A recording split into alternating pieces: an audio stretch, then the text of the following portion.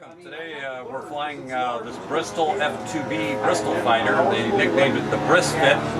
It was a World War I fighter. It was probably one of the fastest planes during World War I. It has a pilot and a rear gunner, and it has a V12 engine. It's water cooled, has a radiator, and that's sort of unusual for the time because a lot of the first ones were radial engines, and the Lerone type engines where the cylinders spun around. So water-cooled engines can create a lot of horsepower. So it's probably one of the reasons they used a V12 in this. This model is a 3 CB's ARF kit. It comes built and rigged and painted and covered with fabric. And it's 91-inch wingspan. And it weighs somewhere around 18-19 pounds. I haven't weighed it, but it might actually be on the lower side, probably 18 pounds. Has a Evolution 26cc gas engine with ignition, and all of the hardware and everything, the battery packs and the ignition and gas tank are all under this hood of the engine cover. It comes off. The complete plane is cable controlled. The elevators are cable controlled. The rudder is cable controlled. The only thing that has a servo is the aileron servos out in the wing.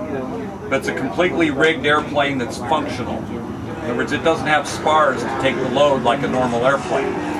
This has cables that take tension at these angles and transmits it back to the fuselage, so it gives it strength that way. So it has to all be rigged and all the clevises and stuff hooked up, or you might have a wing failure.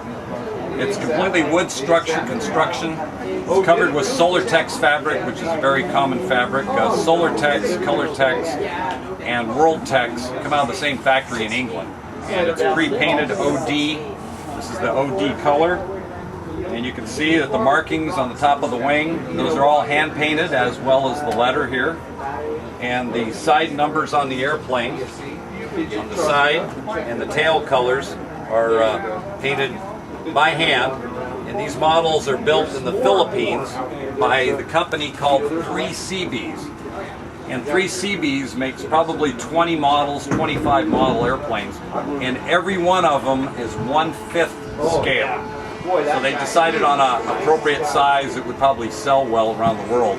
So a lot of their biplanes may range from a 60-inch wingspan up to this is a 91, and their largest model is a Vickers Vimy bomber.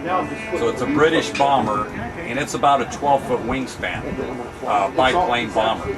So I'm very happy with it. It flies very good, flies very scale-like, and you fly using a lot of aileron and rudder. It's very draggy, so it needs the 26 cc's just to get it to climb out because of the drag of the struts and the wiring and stuff. But it's a very nice airplane. I'm still working on it. I need to put a pilot in it this week and some gauges. And I'm working on getting a gunner for the rear gunner position. Peculiarity about this plane, it had such a large engine that there's a notice here, I'm reading off the side of the airplane, it says, "This machine must not be flown without a passenger or equivalent weight in the rear gunner position." So this rear gunner position, I'm sure, counteracted the weight of the V12. I'm sure if you didn't have a passenger in here, you'd probably nose over on landing, is my guess. But it's a very nice flying airplane. Thank you. My name is LYNSE'Ls Miller, and I'll be flying this again shortly.